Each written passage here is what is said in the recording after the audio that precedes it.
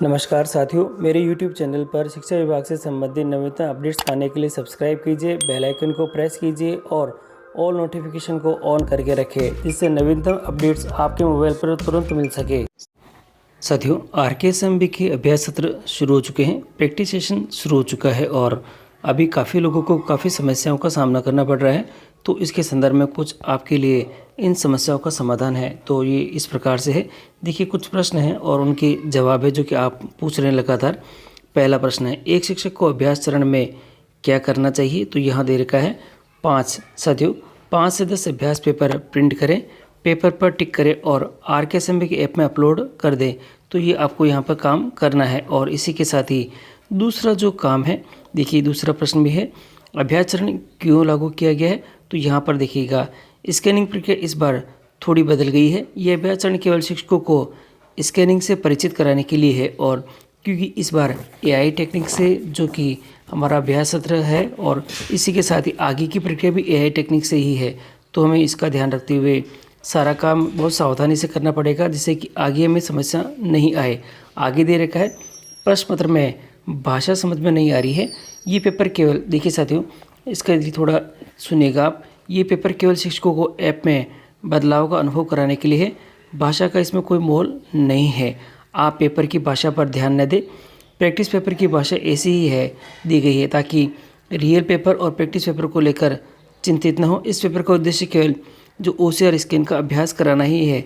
तो आप पेपर की भाषा के ऊपर ध्यान न दें और केवल आप प्रैक्टिस ही करें। और यहाँ दे रखा है क्या हमें सभी विद्यार्थियों के लिए अभ्यास चरण करना होगा? तो इसमें दे रखा है आप प्रैक्टिस के लिए कम से कम 5 से 10 उत्तर पुस्तिकाएँ अपलोड करें।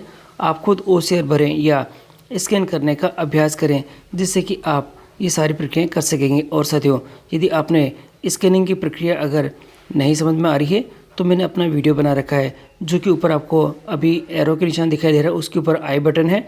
आई बटन में आपको वह वीडियो दिखाई दे रहा है और मैंने वो वीडियो आपको डिस्क्रिप्शन बॉक्स में और मेरे टेलीग्राम ग्रुप पर भी उपलब्ध करवा रखा है, जिसकी सहायता से आप प्रैक्टिस पेपर किस प्रकार से करेंगे तो वो दिखाई दे रखा है। और यहाँ दे रखा है कक्षा 6 से 8 के पेपर नहीं दिए गए, केवल OCR है क्या स्कैन करनी है। तो यहाँ पर क्या दे रखा है, आपको केवल OCR स्कैन की प्रैक्टिस करनी है।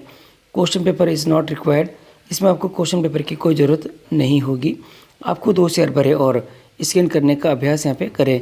तो सर यहाँ पर आपको आसानी से स्कैन करना है।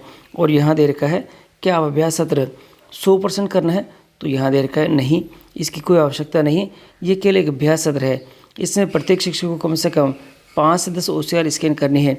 और आप चाहें तो 100% करने की इच्छा हो तो आप वो भी कर सकते हैं। अभ्यास चरण का जो समय है वो क्या होगा? तो 16 से 18 अक्टूबर अभ्यास का ये चरण दे रखा है और आपको ये करने होंगे। और देखिए साथियों, जो पेपर्स है वो कौन कौन से होंगे वो मैं आपको दिखा देता हूँ। जो पेपर है आपके लिए वो देखिए ये स्क्रीन पे दिखाई दे रहे हैं और इनकी जो PDF है मैंने मेरे अपने टेलीग्राम ग्रुप पर उपलब्ध करवा दी गई, जहाँ से आप इनको आसानी से प्रिंट ले सकते हैं। ये कक्षा जो 3 से 5 के लिए इंग्लिश का पेपर है और इसके अंदर आपको यहाँ पे 6 पेजेस में देखने को मिलेंगे। ये आपके हिंदी का पेपर है 3 से 5 के लिए, इसमें भी आपको 6 पेजेस देखने को मिलेंगे। और ये आपके पास में मैथ्स का है, इसमें भी आपको कक्षा 3 से 5 है और 6 पेपर आपको मैथ्स के देखने को मिलेंगे। और आपके पास में 6 से 8 के लिए जो कि आपके पास में केवल OCR है और OCR को आपको यानी कि जो आंसर शीट है OCR की वही दे रखी है।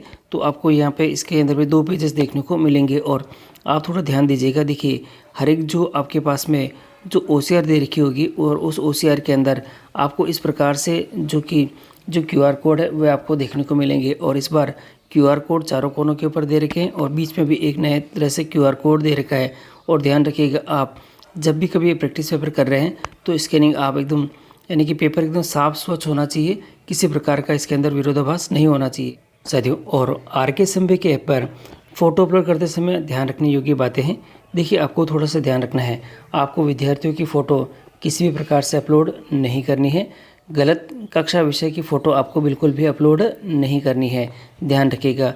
अन्य पुस्तक की फ़ोटो आपको बिल्कुल अपलोड नहीं करनी है और दूर से फ़ोटो आपको बिल्कुल भी नहीं खींचनी है, बिल्कुल नज़दीक से आप फ़ोटो खींच के रखें। और इसमें आगे दे रखा है धुंधली फ़ोटो आपको अपलोड बिल्कुल भी नहीं करनी है, बिल्कुल क्लियर फोटोग्राफ होना चाहिए और आपको इसमें चेक भी नहीं करनी है। कागज़ के बंडल को एक साथ न रखें, जैसे कि बहुत सारे पेपर्स इसमें रखे हुए हैं, तो इस प्रकार से आप न रखें, केवल एक एक OCR रखें, उसको स्कैन करें। उत्तर पत्रकों को स्वयं नहीं जांचना है, आपको बिल्कुल भी उसमें चेक मार्क नहीं करना है। आपके जो ये ऐप है यही इसकी जांच करेगी, और जो AI टेक्निक है, जो आर्टिफिशियल इंटेलिजेंसी है, उसके माध्यम से ये इसकी जांच करेगी। और आपको थोड़ा सा ध्यान रखना होगा कि आप जो विद्यार्थी स्वयं है उसी की आपको जो OCR में अपलोड करनी है। कक्षा 6 से 8 के प्रश्न पत्र अपलोड आपको बिल्कुल भी नहीं करने हैं, केवल OCR उत्तर पत्रक है वही आपको यहाँ पे अपलोड करनी है।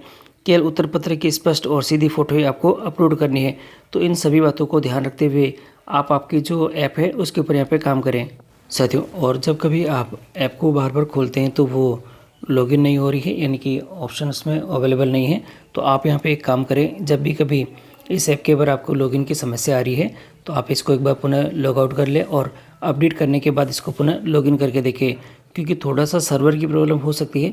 इसके लिए इसमें यहाँ पर आपकी जो कक्षाएं यहाँ पे प्रदर्शित नहीं हो सकती है, थोड़ा सा इसके लिए ध्यान रखिए। अगर कक्षाएं ये विषय बिल्कुल प्रदर्शित नहीं हो रहे हैं तो आप क्या करें, सबसे पहले आपके जो शाला दर्पण के ऊपर विषय अध्यापक की मैपिंग करना सुनिश्चित करें, जिससे कि आपके जो सभी कक्षाएं प्रदर्शित होगी। और विषय अध्यापक की मैपिंग भी आपको किस प्रकार से करनी है इसके संदर्भ में मैंने अपना वीडियो बना रखा है, जो कि आपको इस वीडियो के डिस्क्रिप्शन बॉक्स में और इसके वीडियो के अंत में आपको देखने को मिल जाएगा।